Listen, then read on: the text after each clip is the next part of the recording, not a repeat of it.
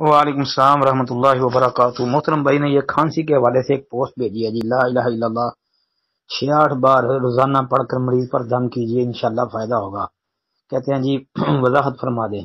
محترم بھائی نہ کوئی آیت ہے نہ کوئی حدیث ہے، باقی اگر کسی نے اس طرح کیا ہے، کسی کو فائدہ ہے تو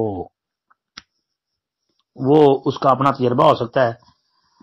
کتاب و سنت میں تو اس کی کوئی دلیل ہمارے پاس نہیں ہے۔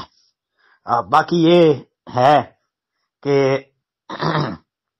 رسول اللہ صلی اللہ علیہ وسلم کی صحیح حدیث ہے مسلم شریف کے اندر، عوف بن مالک اشجعی رضی اللہ تعالیٰ عنہ بیان کرتے ہیں کہ نبی علیہ الصلوۃ والسلام نے کہا کہ اپنے دم مجھ پر پیش کرو، یعنی مجھے اپنے دم مطلب دوسرے لفظوں میں کیا لو پنجابی میں کہ چیک کرواؤ۔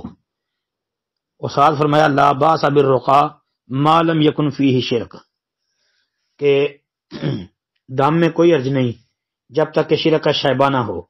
مطلب یہ کہ دم شرکیہ نہ ہو تو دم کرنے میں کوئی حرج نہیں۔